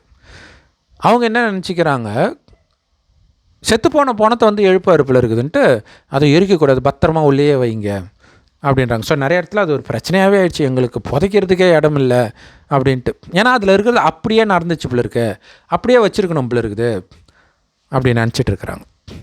ஆனால் உண்மை அது கிடையாது. கடவுள் எழுப்புறார் அப்படின்னா யாரை எழுப்பாங்க? ஒன்று தூங்கிட்டு இருக்கணும், தூங்குறவங்கள தான் எழுப்பாங்க. மயக்கடிச்சு விழுந்தால் எழுப்புவாங்க, இறந்து போனவங்களே எழுப்ப முடியாது இல்லையா? ஏந்திரிக்க சொல்லுவாங்க, ஏந்திரி ஏந்திரி ஏந்திரி ஏந்திரி அஞ்சலின்ட்டு. அது ஏந்திரிக்காது, ஆத்மா தான் வெளியே போனால் தான் அதுக்கு பேர் மரணமே. அப்புறம் எப்படி அதை எழுப்புறது? ஸோ அந்த ஆத்மா டக்குன்னு இன்னொரு பிறவி எடுத்துடும். ஸோ அது இந்து மதத்தில், இந்தியாவில் உள்ள எல்லா மதத்துலையுமே இந்த புரிதல் இருக்கும் இயல்பாகவே. ஸோ அதனால தான் ஆன்மீகத்துக்கு வந்து உலகத்துக்கே ஒளியை கொடுப்பது பாரதம் அப்படின்னு சொல்கிறது. ஏன்னா இந்த விஷயம்லாம் அங்கே இருக்காது. இந்து மதத்தில் உள்ள ஒரு துளி அங்கே இருக்கும். ஆனால் இந்து மதத்தில் உள்ளதுமே நிஜத்தில் நடந்தது கிடையாது எதுவுமே. பட் இந்த ஞானம் எப்படி இருக்குது அப்படின்னா, சொர்க்கத்தில் எல்லாருக்குமே தெரியும், நான் அழியக்கூடிய உடம்பு கிடையாது, ஆத்மா, அதாவது உயிர். அது புருவமத்தில் நட்சத்திரம் மாதிரி ஜொலிக்கினாலும் இங்கே போட்டு வைக்கிறோம். ஸோ இதில் நிறைய பேர் வந்து ஆத்மா, உயிர், ஆத்மா வேறு உயிர் வேறுன்னு புத்திசாலித்தனமாக பேசிகிட்டு இருப்பாங்க. காரணம் ஹிந்தி தெரியாததுனால. எல்லா மொழியிலுமே உயிருக்கு ஆத்மா தான் வரும். தமிழில் உயிர்னு இருக்குது, நீங்கள் கன்னடா மற்ற மொழி போனீங்கன்னா கூட ஆத்மான்னு தான் இருக்கும். ஹிந்தியிலேருந்து வரதான் எல்லா மொழியுமே. அப்போ அந்த ஆத்மா புருவமத்தியில் நட்சத்திரமாக ஜொலிக்கினால்தான் இங்கே போட்டு வைக்கிற பழக்கம் இருக்குது. அந்த ஆத்மா தான் கண் வழியாக பார்க்கும், வாய் வழியாக பேசும், எல்லாத்தையும் பண்ணும். இந்த உடம்புல இருக்கிற வரைக்கும் ஆத்மா வெளில போயிடுச்சுன்னா கண் திறந்திருந்தாலும் பார்க்காது, வாய் இருந்தாலும் பேசாது, காது இருந்தாலும் கேட்காது, எதுவுமே செயல்படாது. காரை ஓட்டுற டிரைவர் ஆத்மான்னு புரிஞ்சுக்கலாம் இல்லையா? ஸோ அப்படி இயக்கிட்டு இருக்கிற ஆத்மா தான் நான்ற உணர்வு இருக்கும், நான் அழிவற்றவன்ற ஞாபகமும் இருக்கும். இந்த உடலை விட்டால் இன்னொரு உடலை எடுக்க போகிறன்றதுனால மரணத்தையும் ஆனந்தமாக கொண்டாடுவாங்க. இன்னொன்று என்னென்னா, ஆத்மான்னு உணர்ந்து ஒருவர் ஆத்மான்னு பார்க்கும்போது அவங்களுக்குள்ள காமமோ கோபமோ பற்று பேராசை அகங்காரமோ வராது. ஏன்னா இதெல்லாம் வந்து உடல்னு நினைக்கும் பொழுது மட்டுமே வரும். யோசிச்சு பாருங்களேன், நான் ஒரு சின்ன நட்சத்திரம் மாதிரி புருவ மத்தியில் இருக்கிறேன், அந்த உணர்விலே இருக்கிறேன். யாரை பார்த்தாலும் அந்த மாதிரி புருவ மத்தியில் இருக்கிற அந்த ஆத்மா தான் வாய் வழியாக பேசுது, இந்த ஆத்மா தான் காது வழியாக கேட்குது. அந்த உணர்விலே இருந்தீங்கன்னா எப்படி காமம் வரும்? உடலை பார்த்தால் தானே காமம் வரும் இல்லையா? ஸோ அப்போ என்ன ஆகுதுன்னா, அப்படி ஒரு ஆனந்தமும் அமைதியும் நிரந்தரமாக இருக்கும் உள்ளுக்குள்ளே இருந்து தானாகவே. ஏன்னா ஆத்மாவுடைய உண்மையான குணம். அந்த ஆனந்தத்தை தான் மனிதன் இன்றைக்கி வெளியில் தேடிட்டு இருக்கிறான், வெளியில் கிடைக்காதே. அதனால தான் வெளியில் அந்த பொன்மானை பார்த்து அதை அடைஞ்சால் தான் எனக்கு திருப்தின்னு சீதை நினச்சதுனால தான் பாவம் மாட்டிக்கிட்டாங்க. யார் அந்த சீதை? நாம தான், ஆத்மா தான். ஒவ்வொரு ஆத்மாவும் சீதை. வெளி உலக கவர்ச்சியில் மயங்குறோம். எப்போ? 2500 வருஷம் கழிச்சு. அது வரைக்கும் ஆத்மாவில் கவனம் இருக்கிற வரைக்கும் பிரச்சனை இல்லை. வெளியில் கவனம் போது மாற்றம். ராவணன் கடத்திட்டு போயிட்டான். எல்லாருக்குள்ளேயும் காமம் கோபம்னு வந்துச்சு. எப்போ வந்துச்சு? உடம்புன்னு நினச்சதுனால வந்தது. இந்த ரகசியத்தை கடவுளை இப்போ வெளிப்படுத்தாரு. நீ உடம்பு கிடையாது, ஆத்மானு உணரு, உடல்ன்ற உணர்வை அறுத்தெறி அப்படின்னு சொல்கிற. அந்த வைராக்கியம்தான். கணவன் இறந்தால் மனைவி தாலியை அப்படி அறுத்து எறிகிறாங்கல்ல, அவ்வளோதான், அறுத்தெறி. அது உடம்பு கிடையாது, அது ஆத்மா. அது வேறு இடத்துல நடிக்க போயிடுச்சு, அதுக்கும் எனக்கும் சம்மந்தம் இல்லை அப்படின்னு அறுத்தெறியுது. எவ்வளோ சூப்பரான ஃபங்க்ஷன் இந்து மதத்தில் இல்லையா? வேறு எந்த மதத்துலேயும் நம்ம அப்படி கிடையாது. ஆனால் இதிலெல்லாம் ஆன்மீக ரகசியம் இருக்குதுன்னு யாருக்கும் தெரியாது, சொல்கிறதுக்கும் யாரும் கிடையாது. தெரிஞ்சால் தானே சொல்கிறதுக்கு. இப்போ கடவுள் இந்த ஞானத்தை கொடுக்கறதுனால நமக்கு தெரியுது, இல்லைன்னா நமக்கும் தெரியாது. எல்லாருமே அனாதையாக தான் இருக்கிறோம், எல்லா மதத்தினரும். அதில் ரொம்ப அனாதையாக இருக்கிறவங்க இந்துக்கள் தான். ஏன்னா நம்ம எதையும் படிக்கிறதும் கிடையாது. சின்ன வயசில் எனக்கு ஏக்கமாக இருக்கும், பைபிள் படிக்கிறாங்க, அந்த சர்ச்சை கிராஸ் பண்ணி போகும்போதெல்லாம் அப்படியே உட்காந்துட்டுருவான். இப்போ தான் தெரியுது உள்ளே எதுவுமே நடத்துறது கிடையாதுன்றது. யூடியூப்பில் பார்க்குறோம்ல, அப்போ ஒரு ஏக்கம் நமக்கு தெரியாதனால. அதே மாதிரி சங்கர மடம் இருக்கும், சங்கராச்சாரியர் மடம். நிறைய பசங்க மொட்டை அடிச்சுட்டு அப்படியே போவாங்க. அது பார்க்கும்போது ஏக்கமாக இருக்கும், அழகாக வேதம் படிக்கிறாங்க, நம்ம ஸ்கூலுக்கு போய் ஃபிசிக்ஸ் கெமிஸ்ட்ரின்னு வராத பார்த்து எதுக்கு படிக்கிறோன்னே தெரில அப்படின்னு தோணும். இப்போ தெரியுது அதில் ஒன்றும் கிடையாது. இங்கே இறைவனுடைய ஞானம், கடவுள் இங்கே தான் சத்தியம் இருக்குது. அது விஸ்தாரமாக இருக்கும், கிளை கண்ணு காது மூக்கெல்லாம் வச்சு. எதுவும் கிடையாது, சாரமாக சொல்கிறார், நீ ஆத்மான்னு வந்து என்னை நினைவு பண்ண. அப்போ கடவுளை தெரியணுமே, கடவுள் எப்படி இருப்பார்னு எந்த வேதத்தை படித்தவனுக்கும் தெரியாது. கடவுள் சொல்கிறார், செம்பொன் நிறமான ஒளி உலகத்தில் நட்சத்திரம் மாதிரி இருக்கிற ஆத்மாக்களாகிய நீங்கள் கூட உடல் எடுப்பதற்கு முன்பு அங்கே வெறும் ஒளிப்புள்ளியாகத்தான் இருந்தீர்கள். அங்கேருந்து சொர்க்கத்துக்கு தகுதியானவர்கள் வந்தீங்க. கொஞ்சமாக சொர்க்கத்தில் இருக்கும் தகுதியை இழக்கிறீங்க. ஏன்னா ஆத்மா சக்தி இழக்கும்போது தான் கொஞ்சம் கொஞ்சமாக உடல் உணர்வு வரும். அப்படி உடல் உணர்வில் வரும்போது தான் காமம், கோபம், பற்று, பேராசை, அகங்காரம் இது உச்சத்துக்கு போகும்போது தான் உலக அழிவு நடக்குது. ஏன்னா இது எல்லாம் என்ன பண்ணுன்னா புத்தியை வந்து மழுங்கடிச்சிடும். இன்றைக்கி பார்க்குறோம்ல, எங்கே பார்த்தாலும் கஞ்சா, போதை, அதில் என்னென்னமோ பண்ணுறாங்க. இது காரணம் அந்த காமத்தின் போதை அடுத்தடுத்த போதையை தேடும். ஸோ கடைசியில் எங்கே போனாலும் அது காமத்தில் தான் வந்து முடியும். ஆனால் அது ஒரு மாதிரி அவனை பைத்தியம் பிடிச்ச மாதிரி ஆக்கி விட்டுரும். அவன் என்ன பதவியில் இருக்கிறான், இதனால் நம்ம பதவி என்ன ஆகும். நிறைய சாமியார்கள், பாதிரியார்கள், முஸ்லீம் தலைவர்கள்லாம் காமத்தில் விழறதை பார்க்குறோம். நம்ம இவ்வளோ உச்சத்தில் இருக்குமே, விழுந்தால் என்ன ஆகும், அதை பற்றிலாம் அந்த நேரம் யோசிக்க விடாது. இந்த காமம் அப்படியே மூழ்கி கிடக்கும். ஸோ அதிலிருந்தெல்லாம் காப்பாற்றுறதுக்கு வர்றார். காமம் மிகப்பெரிய எதிரி, அதனால தான் அனைத்தையும் இழந்துட்டீங்கன்ற. ராமாயணம் பார்த்திங்கன்னா ஃபுல் அண்ட் ஃபுல் அந்த ராமர் ஒரு அசுரனையும் வதம் செய்யும் போகிறதுக்கு முக்கியமான காரணமாக இருக்கிறது காமமாக இருக்கும். வாலியாக இருக்கட்டும், ராவணனாக இருக்கட்டும், நிறைய வந்துக்கிட்டே இருக்கும். சொற்பனகை மூக்க உடைக்கிறதா இருக்கட்டும். ஸோ அப்போ இந்த காமத்திற்கு காரணம் உடலில் உங்கள் கவனம் போனது. உடல்ன்றது முகத்தை பார்க்கறதுலே வந்துடுது.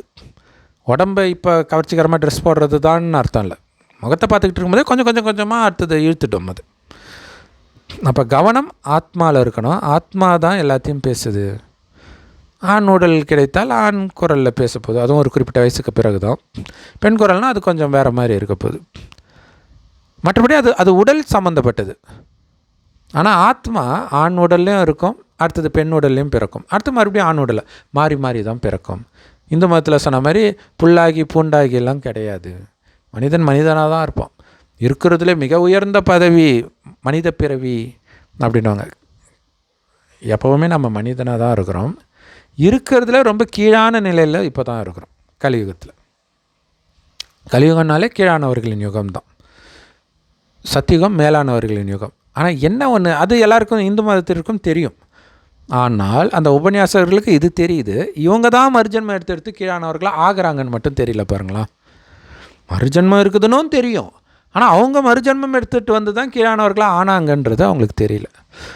அவங்களுக்கு சத்தியுகத்தில் என்ன நடந்துச்சுன்னே தெரியாது. திரேதாயுகத்தில் இருந்து தான் இருக்கும் வேதத்தில். திரேதாயுகத்தில் ராமாயணம், துவாபரயுகத்தில் மகாபாரதம் இப்படிலாம் பட்டாங்க. திரேதாயுகத்தில் எதுக்கு ராமாயணம் நடக்குது, அது சொர்க்கம். சத்தியுக திரேதாயுகம் ஒரு ராமர் இல்லை, 12 ராமர் சீதை இருப்பாங்க. ஏன்னா அது ராஜ்யம். அது 1ஆம் ராமர், 2ஆம் ராமர், இப்படி அவங்கள கல்யாணம் பண்ணுற 12 பெண்கள், 12 சீதைகள். மற்றபடி ராமாயணத்தில் நடந்த எதுவுமே அங்கே நடக்காது.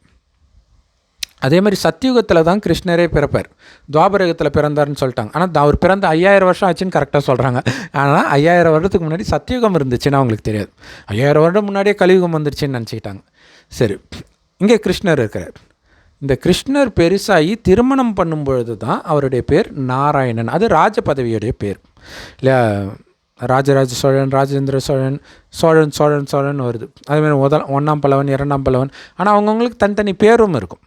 அந்த மாதிரி இங்கே 1ஆம் நாராயணன் வந்து கிருஷ்ணர் ஆகிறார். அடுத்தது 2ஆம் நாராயணன், 3ஆம் நாராயணன், 8 நாராயணன் இருப்பாங்க. ஆயுள் அதிகமாக இருக்கும் அடுத்த யுகத்தை கம்பேர் பண்ணும்போது. 150 வருடம் சராசரி ஆயுளாக இருக்கும். அடுத்த யுகத்தில் 125 ஆகிடும். திடீர் மரணம்லாம் இருக்காது, கம்பல்சரி அந்த ஆயுளை தொற்றுவாங்க. சின்ன தலைவலி கூட வராது, ஆக்சிடெண்ட்லாம் இருக்கவே இருக்காது. புஷ்ப விமானம் கண்ணை மூடி திறக்கிறதுக்குள்ளே தமிழ்நாட்டிலேருந்து அமெரிக்காவுக்கு போக முடியும், அந்த மாதிரி டெக்னாலஜி. ஸோ அந்த டெக்னாலஜி இப்போ கிட்ட நெருங்கிறத அவங்களால பார்க்க முடியும். பறக்கும் ஸ்கூட்டர் கண்டுபிடிக்குது சைனா, பறக்கும் கார் வந்து தமிழ்நாட்டிலே கண்டுபிடிச்சிட்டு இருக்கிறாங்க. எல்லாமே வரப்போகுது. ஏன்னா சொர்க்கத்தில் புஷ்ப விமானம் போகும் இல்லையா, அதுக்கான டெக்னாலஜி அதை நோக்கி போயிட்டு இருக்குது. இந்த 100 வருடமாக தானே சயின்ஸ் வளர்ந்ததெல்லாம், அதுக்கு முன்னாடி எங்கே இருந்துச்சு? ஆனால் பக்காவாக இருந்தது சயின்ஸு சொர்க்கத்தில். நரகத்தில் தான், அதாவது சொர்க்கம் நரகமாகுது. மனுஷன் எப்போ காமத்தில் விழறானோ அப்போ ஒரு பூகம்பம் வந்து எல்லாம் மண்ணுக்குள்ளே ஓடி போயிடுச்சு. அதனால் அது இருந்த அறிகுறியை நமக்கு தெரியல. ஸோ இந்த 8 நாராயணன் இருப்பாங்க. அந்த 8 நாராயணன் கல்யாணம் பண்ணுற வெவ்வேறு பெண்கள் தான் அஷ்டலக்ஷ்மிகள். அஷ்டலக்ஷ்மின்ற வார்த்தை இருக்குது. அப்போ அஷ்டநாராயணன் இருப்பாருன்றது நமக்கு தெரியல பாருங்களா. அதேமாதிரி அஷ்டபாலகர்கள்லாம் சொல்கிறாங்க. அப்படி அஷ்டபாலகர்னு சொன்னால் அது நாராயணன்னு தான் சொல்லணும். அவங்க தான் மகிமைக்குரியவர்களாக, எல்லாருமே மகிமைக்குரியவர்கள் தான் தேவதைகள். பட் அதில் ரொம்ப மகிமைக்குரியவர்கள் நாராயணனாக பிறக்கக்கூடிய குழந்தைகள். ஸோ அப்படி சொர்க்கத்தில் இருந்தவர்கள் கிருஷ்ணராகட்டும், ராமராகட்டும், சீதையாக இருக்கட்டும், மகாலட்சுமியாக இருக்கட்டும், எல்லாமே மறுஜன்மம் எடுத்து இன்றைக்கி காமம் நிறைந்த இந்த உலகத்தில் அவர்களும் காமம் நிறைந்தவர்களாகத்தான் மாறியிருப்பாங்க. காமம், கோபம், பற்று, பேராசை, அகங்காரம் எல்லாம் நிரம்பி இருக்கிற நாம் அதுக்கு காரணமான இந்த உடம்புன்ற உணர்வை உடைச்சி எரிங்கன்ற அதோடைய நினைவு தான் இப்போயும் பார்த்திங்கன்னா மயான கொள்ளைன்ட்டு அம்மன் கோயிலெல்லாம் கொண்டாடுவாங்க சிவராத்திரிக்கு பிறகு. அதில் பார்த்திங்கன்னா அம்மனை வந்து மண்ணுனாலே செஞ்சு வச்சுருப்பாங்க, அதை ஏறி உடைப்பாங்க. ஸோ இந்த தேக உணர்வை உடைத்தால் தெய்வீக நிலையை அடைவோம்.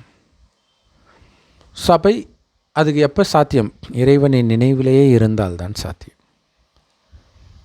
நான் ஆத்மா, என்னுடைய அப்பா சிவ பரமாத்மா. அப்பா மட்டும் இல்லை, கணவன், மனைவி, குழந்தை, டீச்சர், சத்குரு, எல்லா உறவும் அவர் மட்டுமே. ஏன்னா சுற்றி இருக்கிற எல்லாம் நம்மளை வழிக்கு எடுத்துருச்சு, பொய் சொல்லிடுச்சு.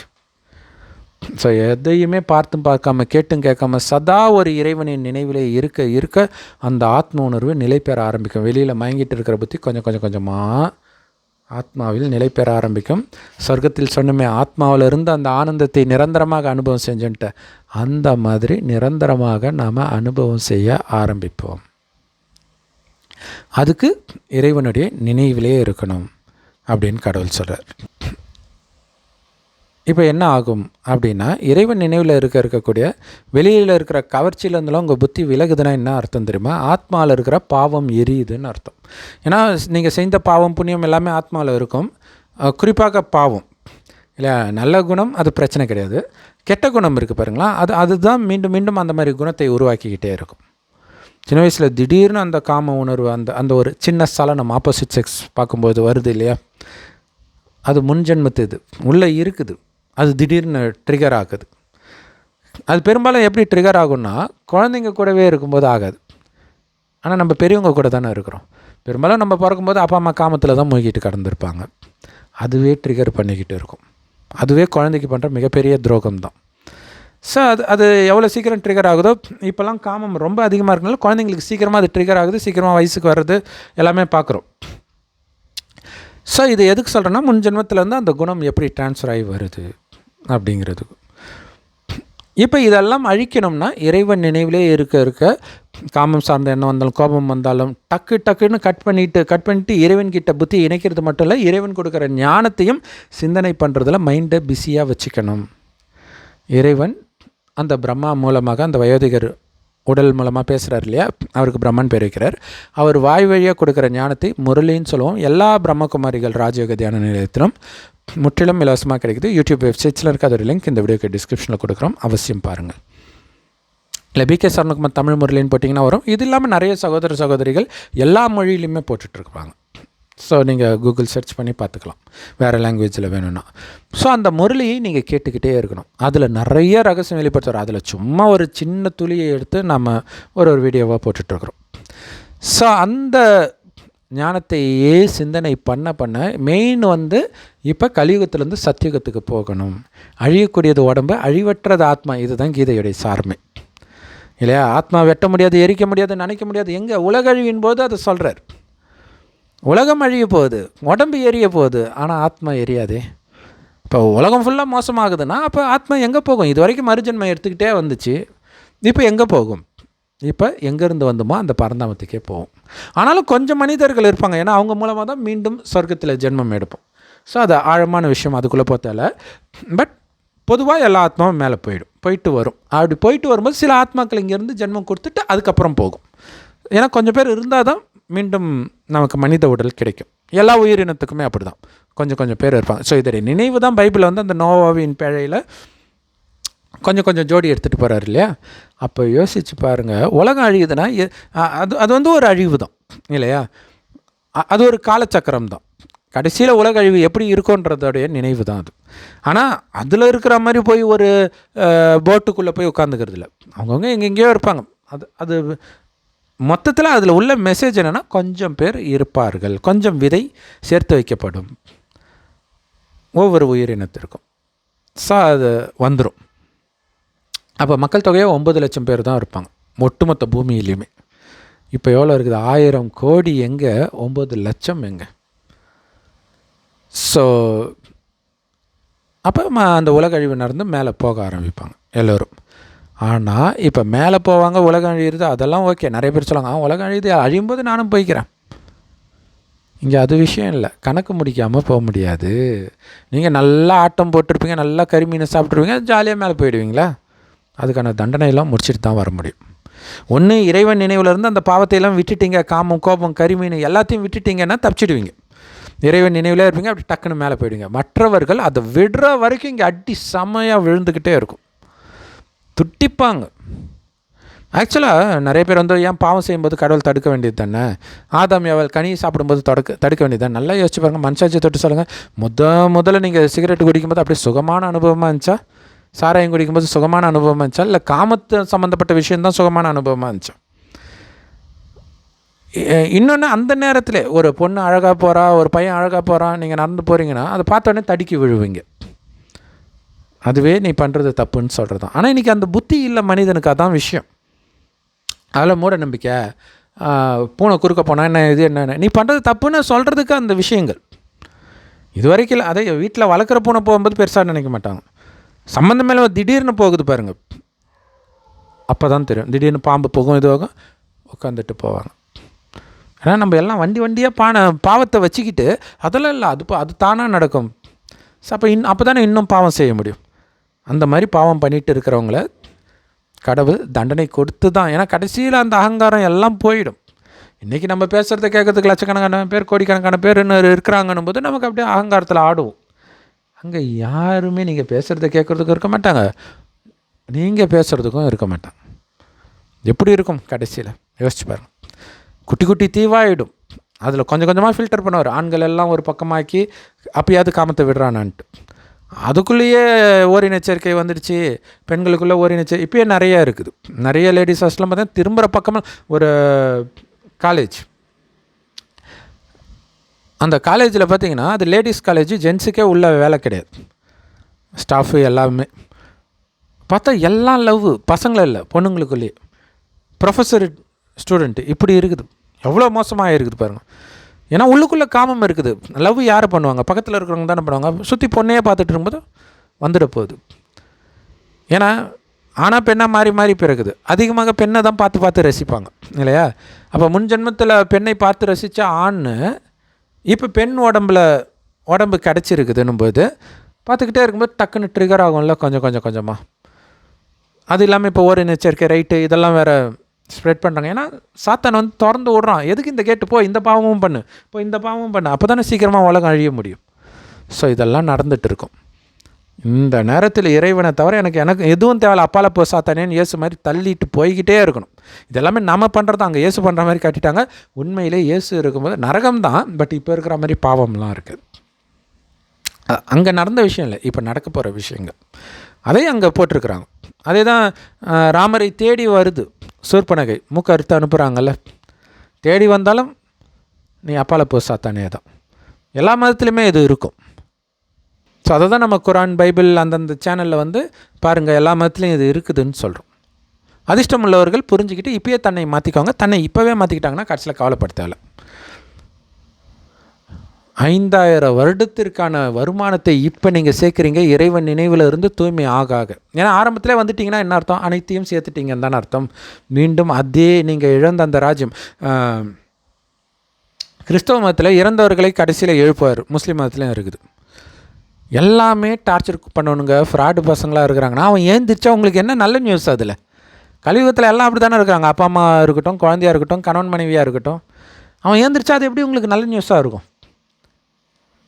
நிறைய பேர் இறந்த பிறகு தான் என்னென்னலாம் பண்ணான்னு கேட்டு உங்களுக்கே ஷாக் ஆகிடும். ஆனால் இப்போ மொபைல்லாம் வேறு இருக்குது இல்லையா? ஸோ அதை எடுத்து பார்த்தாலே தெரிஞ்சிடும் இவனையா நம்ம நேசித்தோம் அப்படின்னு இருக்கும். ஆனால் நமக்குள்ளேயும் ஒரு திருடன் இருப்போம்.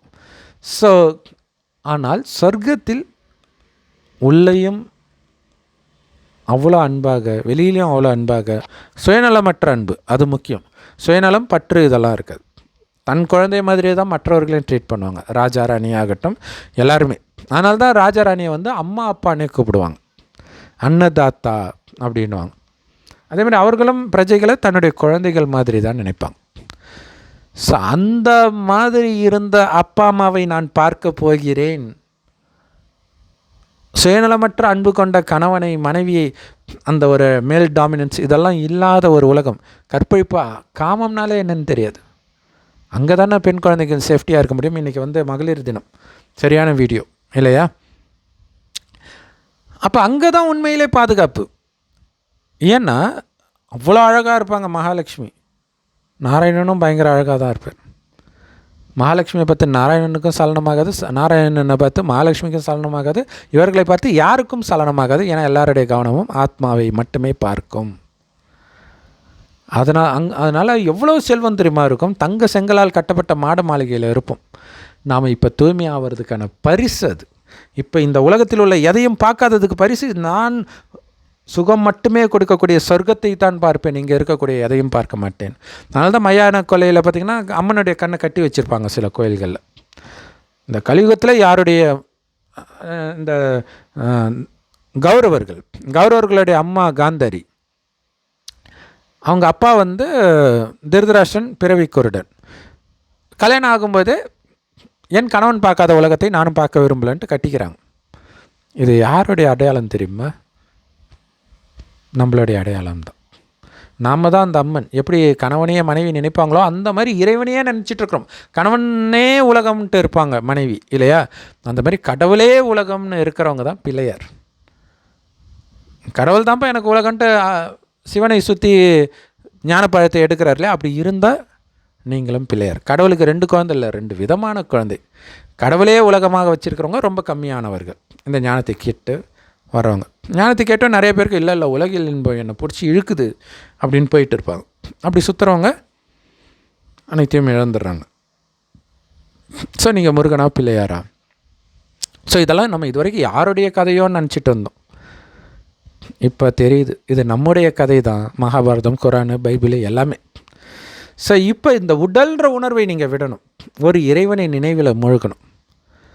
அப்படி நீங்கள் மூழ்கிட்டு இருந்தீங்கன்னா கடவுள் சொல்கிறாரு, இயற்கை கூட உன்னை ஒன்றும் பண்ண முடியாது. எங்கே பார்த்தாலும் கற்பழிப்பு அது இதுன்னு நடக்குதில்ல. அந்த நேரம் நீங்கள் அழகான பெண்ணாகவே இருந்தாலும் இறைவனின் நினைவிலேயே மூழ்கிற இந்த பயிற்சியில் பக்காவாயிட்டீங்கன்னா நீங்கள் அங்கே முதல்ல உங்கள் தொடர்பில் அந்த மாதிரி மோசமானவர்கள் வரமாட்டாங்க. அதேமாரி ஏதோ ஒரு காரணத்தில் உங்கள் கூட ஒரு மோசமானவர்கள் இருக்கிறாங்க, ஒரு மோசமான குணமுள்ள ஒரு பெண் இருக்கான்னு வச்சுக்கோங்கன்னா அவளுக்கு தண்டனை கொடுப்பதற்காக வருவாங்க. அந்த நேரம் உங்களை பார்த்தா கூட நீங்கள் இருக்கிறதா உங்களுக்கு தெரியாதுன்ற ஒரு ஒளியாக தெரியும், அல்லது ஒரு காட்சியாக தெரியும். இந்த மாதிரி விஷயங்கள்லாம் இருக்கும். கடைசியில் நிறைய பேர் காட்சி கிடைக்கும். பிரம்மகுமாரிகள் மூலமாக இப்போ ஞானத்தை கொடுக்குறோம். இப்போ நக்கல் அடிப்பாங்க நிறைய பேர். ஆனால் கடைசியில் காட்சி பார்க்கும்போது நம்ப தானே ஆகணும். ஸோ அப்படியே சரண்டர் ஆவாங்க. அது அந்த குணத்தோடு போகிறவங்க தான் அவங்க சொர்க்கத்துக்கு வர மாட்டாங்க. காட்சி பார்த்து கையெழுத்து கும்பிட்டுட்டு அப்புறம் அவங்களுக்கு முக்தி கிடைக்கும். ஞானத்தை கொடுத்துட்டு அவங்களுக்கு அந்த சக்தி இருக்காது. குடும்பமே சின்ன பின்னமாக இருக்கும்போது அதுதானே நினச்சிட்ருப்பாங்க. ஸோ இயற்கை சீற்றம், அந்த பயம். ஆனால் அவங்களுக்கு இங்கேருந்து போகணும்னு தோணும், ஆனால் நினைக்க முடியாது. அப்போ நம்ம தொடர்பில் வரும்போது இறைவனை தவிர வேறு எதையுமே நினைக்காத ஒரு மனநிலை வந்துடும் கடைசியில். ஸோ அந்த நேரம் சக்தி கொடுத்துக்கிட்டே இருப்போம். இங்கே வந்தோடனே அவங்களுக்கு அந்த அமைதி ஃபீல் ஆகும், மற்ற எண்ணங்கள் வராது.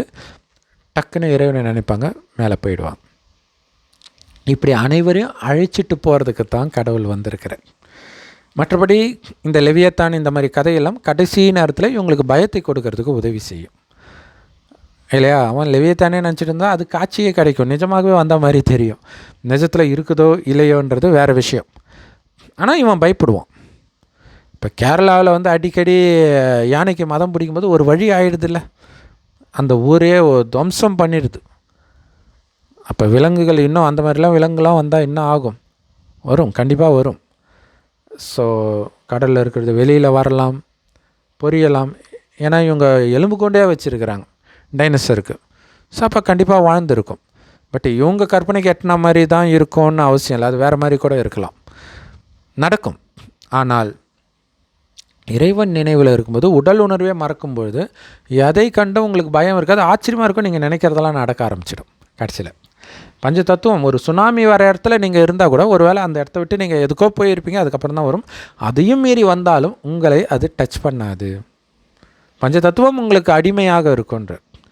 ஏன் தெரியுமா? இப்போ எல்லாம் பஞ்ச தத்துவத்தினாலான இந்த உடம்புக்கு அடிமையாக இருக்காங்க, உடல் உணர்வுகளான காமம் கோபம் இதுக்கு அடிமையாக இருக்கிறாங்க. ஆனால் இதை நீங்கள் வென்றுட்டதுனால, இந்த பஞ்ச தத்துவத்தை உங்களுக்கு அடிமையாக்கிட்டதுனால அந்த பஞ்ச தத்துவமும் உங்களுக்கு அடிமை ஆகும். ஸோ இந்த பாம்பு நிறைய சொல்கிறாங்க, லெவியத்தான் சிவன் கழுத்தில் ஒரு பாம்பு இருக்குமே இல்லையா. அதோடைய அர்த்தம் என்னென்னா, இந்த காமம் கோபம் பற்று பேராசை அகங்காரம்ன்ற இதே பாம்பு தான் 10 தலை பாம்பாக இருக்கும். சில இடத்துல 7 தலை இருக்கும், 5 தலை இருக்கும், அங்கங்கே வெளிப்படுது. ஸோ 5 விகாரத்தை 5 தலை வச்சுக்கலாம். ஸோ அப்போ இதை யார் வெற்றி கொள்கிறாங்களோ அவங்க கழுத்து மாலையாக இந்த மாயை மாறிடும், அவங்களுக்கு அடிமையாயிடும் அப்படின்னு அர்த்தம்.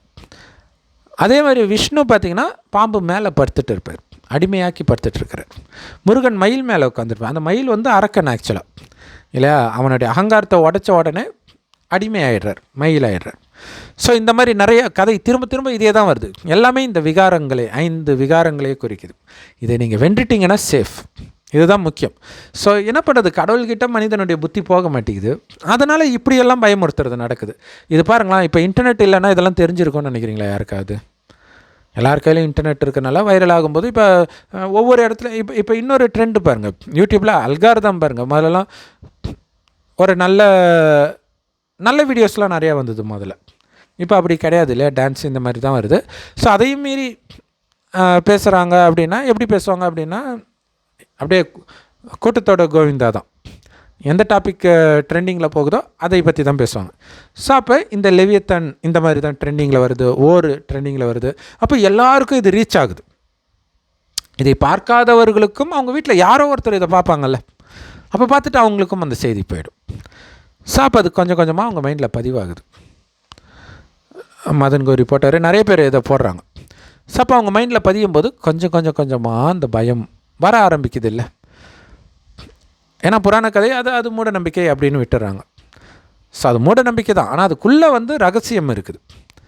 அதே ரகசியத்தை நீ இப்படி சொன்னால் தான் நம்புவியா, சரி ஓகே அப்படின்ட்டு இந்த மாதிரி ஓர்ஃபிஷ் வந்தது, அரிய வகை உயிரினங்கள்லாம் மேலே வருது, ஆங்க்லர் ஃபிஷ்ஷு, அது இல்லாமல் கில்லர் வேல்ஸ் கரை ஒதுங்குது, நிறைய ஆமைகள் கேரளாவில் வருது, கேரளாவில் மீன் வந்தது, ஒடிஷாவில் ஆமைகள் வந்தது. ஸோ இந்த மாதிரி விஷயங்கள் வந்துட்டுருக்கு. ஸோ அது உள்ளே ஏதாவது நடந்தாலும் நடக்கலாம், அல்லது பிளேட்டு நகர்றதுனாலையும் கூட வரலாம். ஏற்கனவே அழிஞ்சிட்டு தான் இருக்குது, இதை பார்த்தாலே அழிய போகுதுன்னு தெரிஞ்சுக்கலாம். பட் அதையும் தெரியாமல் கும்பகர்ண உறக்கம் தூங்கிட்டு இருக்கிறவங்களுக்கு இந்த மாதிரி விஷயமும் இருக்குது. அந்த நேரத்தில் நம்மளும் இதை பயன்படுத்தி இறைவனுடைய ஞானத்தை கொடுக்கும்போது சிலருக்கு இது கிடைக்கலாம், கிடைத்தவர்களில் சிலர் எழுந்திருக்கலாம். அப்படி எழுந்தவர்களாக நீங்கள் இருந்தால் அவசியம் கமெண்ட் போடுங்க. ஓம் சாந்தி. தேங்க்ஸ் ஃபார் வாட்சிங். சாரம் இது தான், ஆத்மான்னு உணர்ந்து இறைவன் நினைவிலே இருங்க. எப்போவுமே காமம் கோபம் பற்று பேராசை அகங்காரம் இந்த உடம்புனா நானுன்றதே மறக்கிற அளவுக்கு ஒளியாகவே உணர்ந்து ஒருவர் புருவ மத்தியில் உள்ள ஒளியை மட்டுமே பார்க்க பார்க்க பார்க்க பார்க்க இயல்பாகவே ஒளியை பார்க்குறது தான் உங்களுக்கு கவனம் வரும். அப்போ பயம்னா என்னன்னே தெரியாது. நான் சொர்க்கத்துக்கு போயிட்டுருக்கிறேன், பரந்தாமத்துக்கு போயிட்டுருக்கிறேன், இறைவன் இருக்கிற இடம் பரந்தாமம் அல்லது பரலோகம்னோ, ஆத்மா அங்கே போயிட்டு தான் வரும். ஏன்னா அங்கே ஃபில்டர், மற்ற தகுதி இல்லாத ஆத்மாவில் மேலே மாட்டிக்கும். தகுதி உள்ள ஆத்மா கீழே சொர்க்கத்தில், அதில் ஆரம்பத்திலே வரதுக்கு தகுதி இருந்தால் ஆரம்பத்தில் வரும், கொஞ்சம் லேட்டாக தான் வர முடியும்னா அப்போ தான் வரும். ஏன்னா எந்த அளவுக்கு நீங்கள் இப்போ தூய்மை ஆகுறீங்க, ஃபுல் ஆத்ம உணர்வில் இருக்கிறீங்களா, இல்லை கொஞ்சம் கொஞ்சம் அப்படி சலனமாகுதா மைண்டு, சலனமாச்சுன்னா லேட்டாக தான் வருவீங்க. ஞானத்தை எடுத்தாலே சொர்க்கத்துக்கு வந்துடுவீங்க. ஆனால் ஆரம்பத்தில் வர மாட்டீங்க, கடைசியில் நானும் வந்தன்ட்டு வருவீங்க. முயற்சி பண்ண ஆரம்பத்திலே வந்துடலாம். இதை நிராகரிக்கிறவங்க நரகம் வந்த பிறகு தான் மதங்கள்லாம் வரும். ஸோ அந்த மதத்தில் வருவாங்க. அந்த மதத்திலுமே நல்லவர்கள் தான் அந்த மதத்துடைய தொடக்கத்தில் வருவாங்க. மோசமாக இருக்கிறவங்க கடைசியில் தான் வருவாங்க. ஓம் சாந்தி. தேங்க்ஸ் ஃபார் வாட்சிங்.